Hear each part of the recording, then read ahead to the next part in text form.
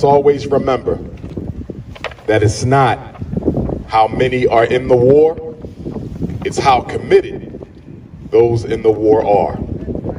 Every movement that has ever graced the face of this earth, and every time, every climate, every continent, you can never find a movement that was not started by a small group of determined individuals who have made up their mind that their time has come. It was that way in the past, and it will be that way in the future. Brothers and sisters, it's an honor to be back in Jackson, Mississippi. Obviously, like so many of your brothers and sisters on the East Coast, and those down in the Midwest, and those on the West Coast, and even in the Deep South, not too far from where you are now, we follow the developments in Jackson, Mississippi. And we follow them with a very keen eye. Not only because we love our brothers and sisters here in Jackson and throughout the great state of Mississippi, but because we know that whatever they do in Jackson, they're likely to replicate it around the country. Jackson, Mississippi is our blackest major city. And we have to remind ourselves how Jackson became to be one of our blackest major cities. In the 1970s, the Jackson, Mississippi School District finally decided to obey the edict that came from the United States Supreme Court that said that the public schools had to be integrated with all deliberate speed. Of course, most school districts refused it. Most school districts stalled on it. But finally, in the 1970s, Jackson, Mississippi started that process of desegregating the public schools.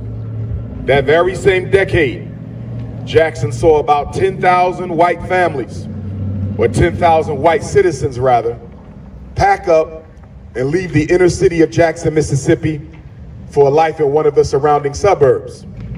And they enrolled their children in some of the white private schools that were being built in and around Jackson, Mississippi.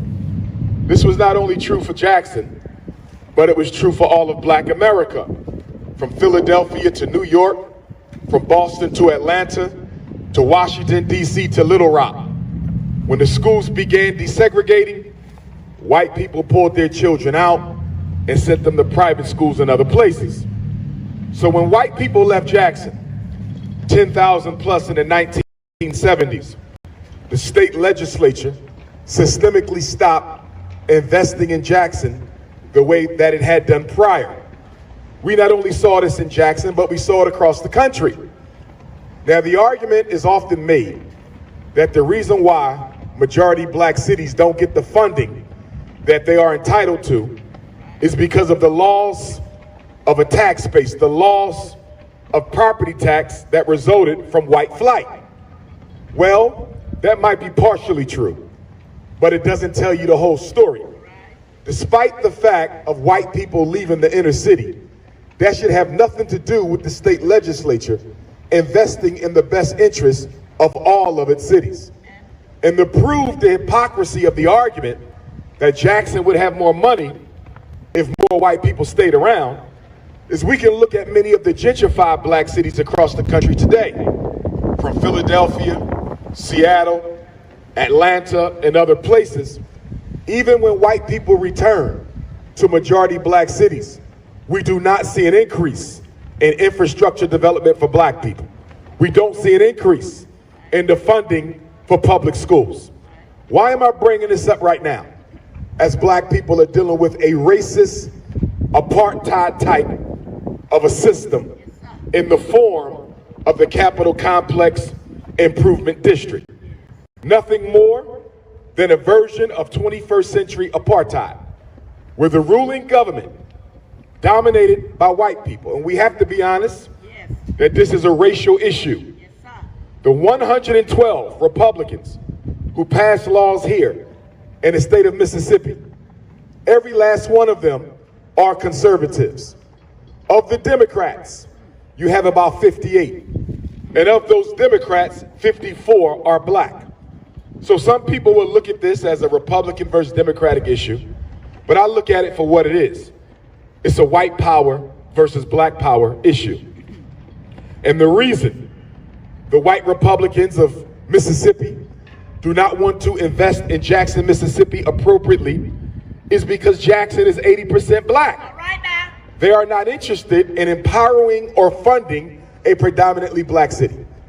And as I look and study the situation here in Jackson, Mississippi, what I see is an intentional campaign by the state legislature of Mississippi with the governor at the top of that power structure, who wants to make life for black people so miserable and make life for black people so destitute and make life for black people so unbearable in Jackson, Mississippi, that we simply pack our bags, get up, and move away. Make no mistake, the water crisis would not be a water crisis if Jackson was an 80% white town. Make no mistake, the water crisis is not the result of poor legislation by the mayor. It's not the result of a black city council. It's not the result of poor municipal decision making, because the Jackson water crisis is decades in the making. And you can trace it back to the decade of the 1970s, when the white state legislature of Mississippi, which has always been overwhelmingly white and overwhelmingly racist, especially in the past 50 years, they made a conscious decision to divest from Jackson, Mississippi. And to prove how much they dislike the black citizens of Jackson, to prove how much they don't care about black life in Jackson, you can look at this Capitol Complex Improvement District. I mean, why would you need to carve out a section of a city that already has a mayor, that already has a police district, that already has its own democratically elected judges? Why would you need to carve out a section of that city and make that section only accountable to the state legislature itself? Why would you need to put judges in place who are not elected by the people? Why would you need to put a police chief in place who is not elected by the people? Why would you need to put a prosecutor in place who is not elected by the people? The writing on the wall is very obvious and very clear, and even a blind man can see it. Yes. You are usurping power from the Democratic elected mayor, Chokwe Lumumba. You are usurping power from the black members of the city council. You are usurping power from the black-led police district. You are usurping power from the black judges who were democratically elected. You don't want the white people of Jackson to be accountable to the black power structure of Jackson, and to prevent the white people and the white businesses and those white power brokers from having to answer to a majority black city infrastructure. You decided to create your own predominantly white infrastructure. Jesus. Now, I'm not a master of the law, but something about this sounds unconstitutionally sound. Somebody has to show me where it is legal in this country to be able to take power from a democratically elected municipality and put it in the hands of unelected white people, to rob black people of their power who were elected and give it to unelected white persons. That is disrespectful, it is ignorant, it is unconstitutional, but it is absolutely in keeping with the racist history of the state of Mississippi. Now, you say you don't have enough money, but if we go across the state of Mississippi and we look at all of these different counties here, understanding that allegedly Mississippi is the poorest state in the country, allegedly, but yet and still this state legislature right here in Jackson, this white conservative Republican and racist state legislature right here in Jackson always finds a means to fund programs all over the state of Mississippi. You always find a way to solve the problems of white folks across the state of Mississippi. But when it comes to Jackson, a capital city that you claim you love, you cannot find the money. In every attempt by Mayor Lumumba and the Jackson State Council, City Council, to try to raise money. Every strategy that's put before you is always struck down by the state legislature. So you clearly don't care about black people. You may care about the city of Jackson, but you care nothing for the people who live in the city of Jackson. That's right. And your claim for why you need this Capital Complex Improvement District rests on the fact that you say there's too much crime that is not being judicially processed in a timely manner. You claim that there's not enough police on the streets of Jackson, so you had to help them out with your own capital city police.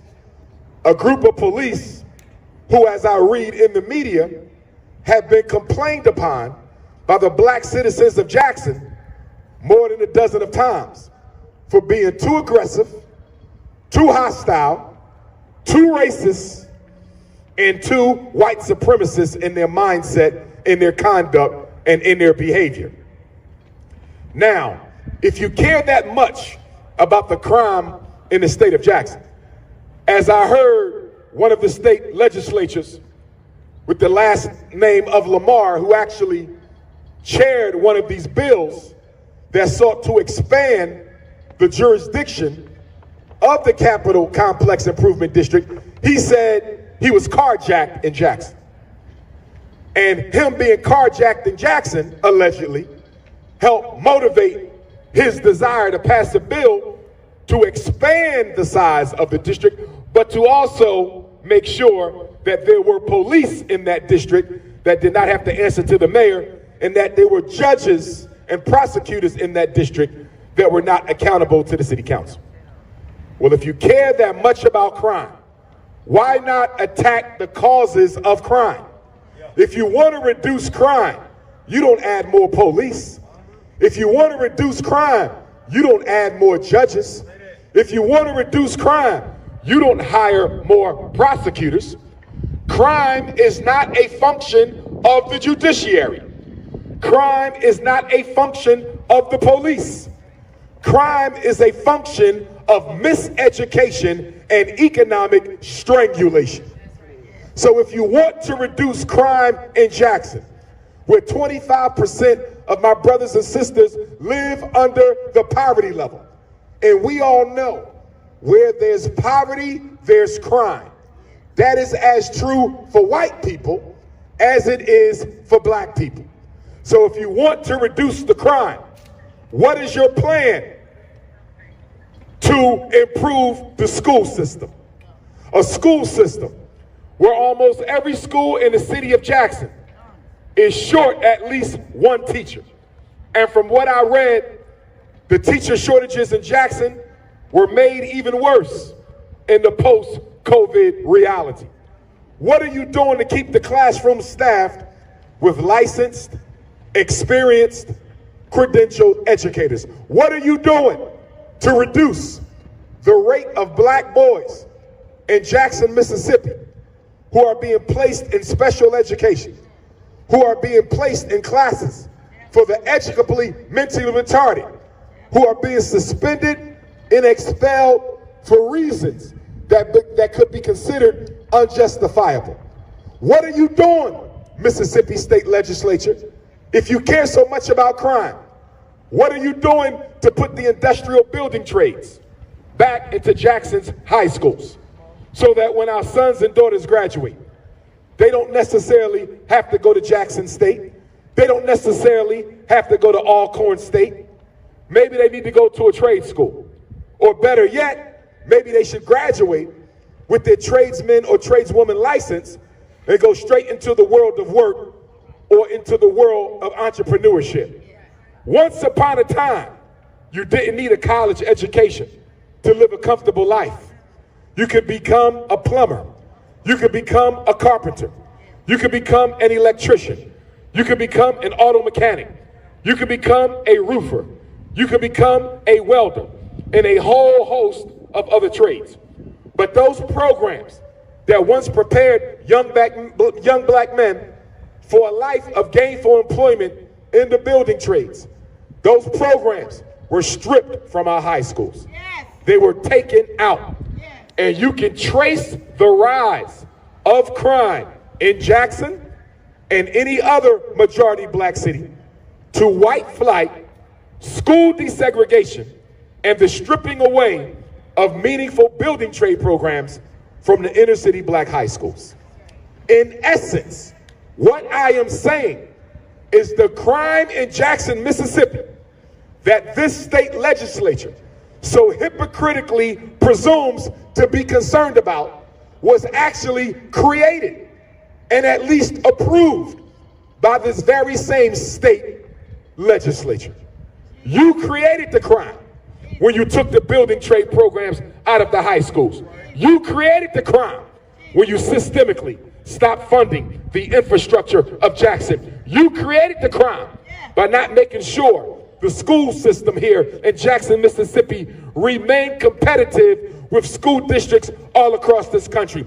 You created the crime by giving birth to one of the highest unemployment rates in the entire United States of America. Don't talk to me about crime if you're not going to talk to me about the causes of crime. Don't talk to me about crime if you're not going to talk to me about the economic empowerment of the black citizens of Jackson, Mississippi. We need jobs. Black people need work, and not the fast food restaurant type of work, but the livable wage type of work. You could eliminate crime in Jackson almost overnight, state legislatures, by creating industry and business opportunity that would put black people to work. One thing I know about crime, having been a therapist, one thing I know about crime, going into our nation's prisons, people don't commit crime because they want to. People often commit crime because they have to. Crime is a function of desperation and economic marginalization. So if this Mississippi state legislature, if those 112 Republicans upstairs really care about crime in Jackson, can you please show me the employment bill for Jackson, Mississippi? Can you please show me the entrepreneurship bill for Jackson, Mississippi? Can you please show me the homelessness bill for Jackson, Mississippi? Can you please show me the program that is going to repair, rebuild Jackson, Mississippi public schools? Show me the program that will take our people from unemployment to gainful employment. And if you're not talking about jobs, if you're not talking about entrepreneurship, if you're not talking about economic opportunity, but yet you continue to cry about crime and use those cries as a justification for your racist apartheid-style takeover of Mayor Lumumba's government, then you can be deemed and described as nothing more than a hypocrite. But with that being said, brothers and sisters, we have to understand that we too are responsible for what's going on. Many of these state legislation sessions are open to the public, but how many black people show up?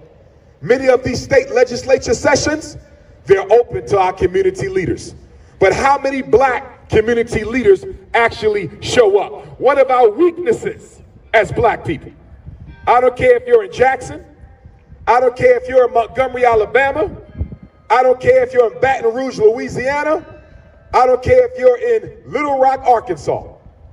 One of our weaknesses as a people is we do not lobby. We do not lobby. We do not lobby those in office to carry out our agenda. We hope, we pray, we vote, we march, and we beg, but we do not use our political power to try to transform our political situation.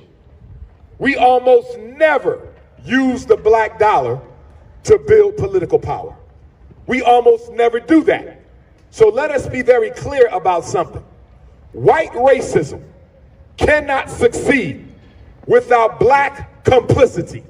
White racism cannot succeed Without black docility, white racism cannot triumph over the lives of black people unless black people are willing to lay down under the foot of white supremacy.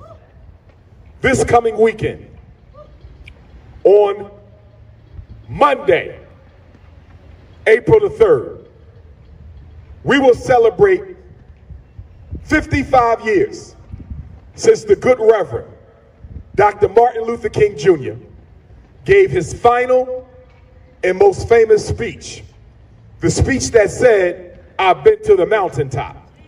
And what a lot of us don't understand is the reason Dr. King was assassinated by the United States government in cooperation with the Memphis Police Department, the Memphis Fire Department, J. Edgar Hoover's FBI, and the CIA, as well as the Green Berets of the U.S. Army. All of this is in court documents if you want to go take a look. I'm going to say that again. Dr. King was assassinated with the cooperation and participation of the U.S. Army, the FBI, the CIA, the Memphis Police Department, the Memphis Fire Department, and the U.S. government itself. Dr. King was murdered because Dr. King's next agenda item was economic redistribution of America's wealth. Dr. King famously said to his friend, Reverend Ralph Abernathy, "What good is it for us, Ralphie, to fight for black people, to have a seat at the lunch counter, if black people cannot afford to pay for the meal at the lunch counter?" Dr. King knew that civil rights was meaningless without economic justice.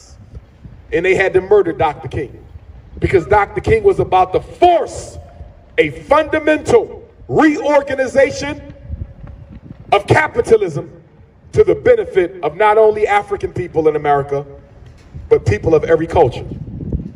Here we are, 55 years later, and black America is still suffocating under economic apartheid. And we have to make sure that as we fight for justice here in Mississippi and elsewhere, we have to make sure as we fight for equality here in Mississippi and elsewhere, we have to make sure that as we fight for our due share of the resources in Mississippi, that we keep an eye on the economics of Mississippi. What percentage of state contracts in Mississippi go to black people? We have to know these things. Very important. When is the last time the state secretary of education in Mississippi was a black person? This is important. Not just so we have black faces in high places, because Lord knows black America has not benefited from black faces in high places, but it does show that there is some concern for proper representation of African people. As I prepare to round this out, Jackson, Mississippi, I wish deep down in my soul that every black person in Jackson would come together, stay together, and stand together under the principles of African solidarity and force this Mississippi state legislature to do what is in the best interest of Jackson, Mississippi. They did not need a Capitol Police Force.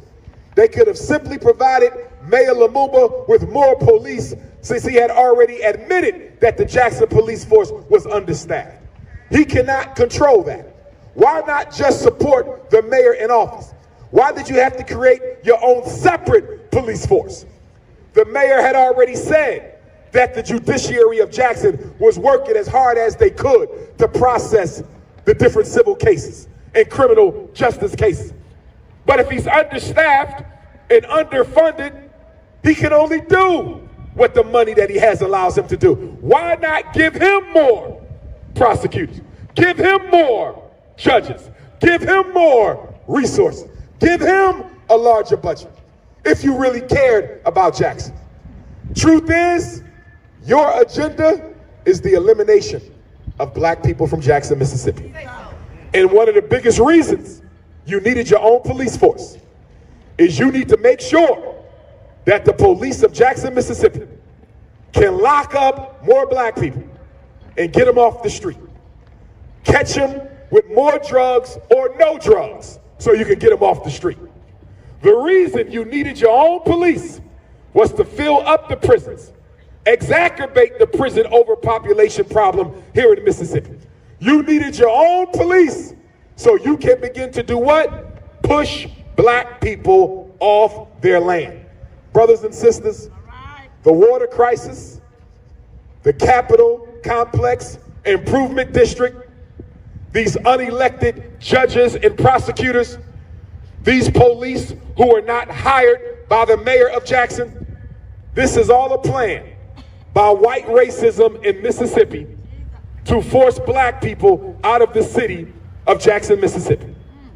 It's a tough job they have because Jackson is 80% black.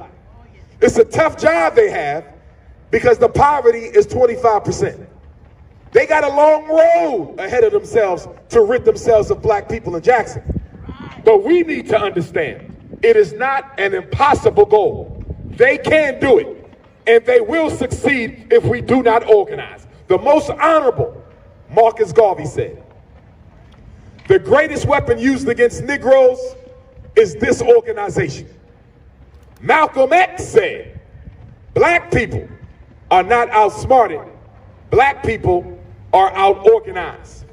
Stokely Carmichael, Kwame Ture said, if you organize a little, you get a little done. If you organize some, you get some done.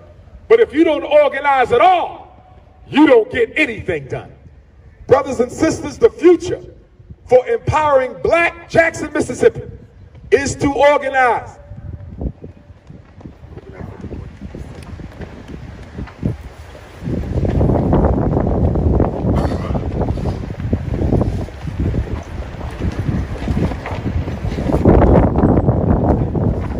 And when we organize, brothers and sisters, we cannot organize on solely religious lines. Christians cannot be elitist towards non-Christians. Non-Christians cannot be elitist towards Christians. Light-skinned blacks cannot afford to be elitist towards dark-skinned blacks. And dark-skinned blacks cannot afford to be elitist towards light-skinned blacks. Educated Jacksonians cannot afford to distance themselves from uneducated Jacksonians. We have to be very clear that one of the ways we have made it so easy for racism to trample over the rights of black life is because of the petty differences that we have amongst us as a race. Skin color problems, education problems, religious problems, fraternal problems, employment schisms, neighborhood schisms, and every other schism. We suffer from enough isms for us not to be adding additional ones on top of the evil we have to fight already. We need to start holding meetings in every major city section of Jackson, Mississippi, bringing our brothers to the meetings if we got to. I mean, drive around in the cars like Stokely Carmichael and them used to do. Like Snick and Car used to do. What are you doing, brother? I'm going home. No, you're not. Get in the car. You're going to the meeting. Where you going, elder? I'm going to choir practice. Not tonight, because the choir ain't saving black folks. Only black power will do that. Get in the car and let's go to this meeting.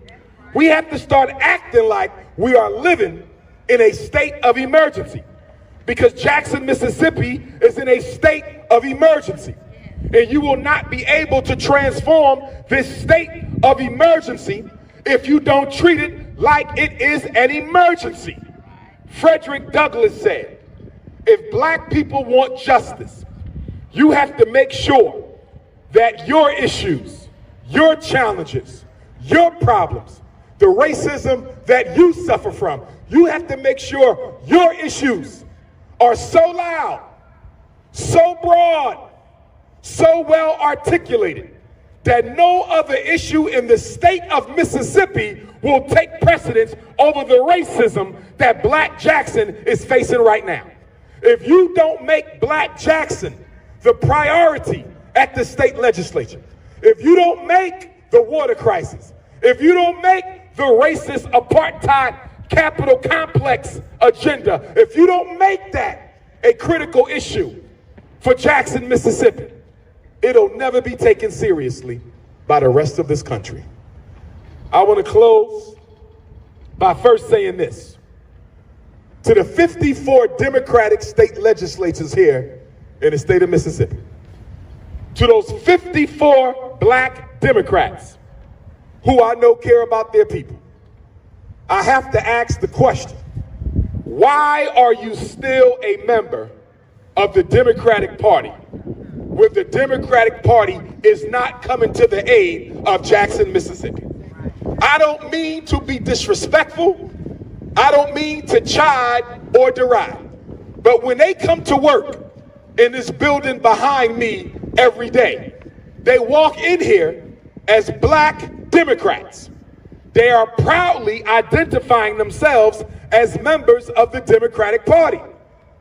So I have to beg the question, what is the Democratic Party doing for black Jackson that has earned your loyalty so much so that you have not demanded the Mississippi State Democratic Party or the National Democratic Party to step in and stand up for what's being done to black people in Jackson, Mississippi? I am of the opinion that those 54 legislators here in Jackson, Mississippi, who represent the black community, it is time for them to have a private caucus and think real deeply as to whether they should continue to be members of the Democratic Party. What has President Joe Biden done about the water crisis?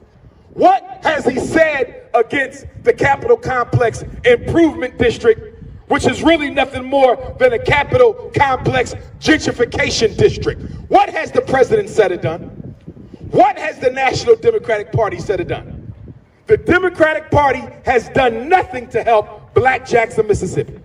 So I beg our 54 black state legislators to rethink your membership in that party. I would even have to beg the mayor to rethink his membership in that party. I would have to beg all black elected officials across the country. Why does the Democratic Party get so much unquestioned loyalty from black people when it has done so little for black people? We started voting overwhelmingly Democrat in the 1930s, 1933 to be exact. That means in 2033, in 10 years, we will have voted overwhelmingly Democrat for an entire century. Can somebody please explain to me, what has the Democratic power structure done to earn that type of loyalty from black America? If we are ever going to get free, if there is to be a physical freedom, an economic freedom, a political freedom, a social freedom, if there is to be any kind of freedom for black people in Mississippi and throughout this country, there must first be a psychological freedom. If you do not see yourself the psychological equal of the white man, you will never become it, because you have to know who you are in order to get what you deserve. And if you don't know who you are, you will never get what you are entitled to. And if black people don't stop second guessing their black nature, you will never be respected by the rest of human nature. Brothers and sisters, I close by giving the quote of my ancestor Frederick Douglass. Frederick said, "If there is no struggle, there is no progress. Those who profess to favor freedom but deprecate agitation are like men who want crops without plowing up the ground. They want rain but can't stand thunder or lightning. They want the ocean, but they're scared of the awful roar of the waves." Frederick said, "A man may not get all that he pays for, but you will pay for everything that you get." And if we as a people are ever to become free of the injustices inflicted upon us in this country, we have to pay for their removal. If we want to alleviate the water crisis, we got to pay for it. If we want to alleviate the racist Capitol Complex agenda, we got to pay for it. If we want better schools, and into police brutality. We got to pay for it. And Frederick Douglass said, you may have to pay with money, you may have to pay with words, you have to pay with actions, you might got to pay by going to jail, you might got to pay like Medgar Evers by giving your life, but you will have to pay, because power concedes nothing without a demand. He said, for 20 years I prayed on my knees to the good Lord for freedom, but the good Lord gave Frederick no freedom until I got up off my knees and began praying with my feet. Queen Mother Fannie Lou Hamer said, I'm sick and tired of being sick and tired. James Baldwin said, to be black in America and to be somewhat conscious is to be like almost in a rage all the time. James Baldwin said, to be born in a land that's free, but to be born not free is to be born into a lie. Brothers and sisters, the most honorable Marcus Garvey said, God never intended African people to be a race without authority. And it is our job under God as African people to build ourselves into a race with authority. What we need in Black America right now is one city, one community, one group of black people to be the example for everybody else. When I travel the country, I was in Lansing, Michigan the other day, in Kalamazoo, in Terre Haute, Indiana. I'll be in Memphis on Sunday and Monday. And then I got to go to the Caribbean islands. But everywhere I go, even in the Caribbean, they say, Dr. Umar, can you show us one city that's doing it right? Can you show us one city that's fighting racism and building for a better black tomorrow? And unfortunately, nowhere in this country do I find black people who are fighting systemic injustice as aggressively as we should, and at the same time building for a better black tomorrow as aggressively as we should. And we must do both. To fight racism and don't build for yourself is hypocrisy. To build for yourself and not fight racism is a mockery. We have to do both. I'll leave you with the words of Queen Mother Ancestor Rosa Parks. She said, when I refused to give up my seat that day, it wasn't to start a movement. It wasn't even able to make a social change. I had just made up in my mind at that moment that I was a woman, a human being, and no man had no right to ask a woman to give up her seat. Black power, black power.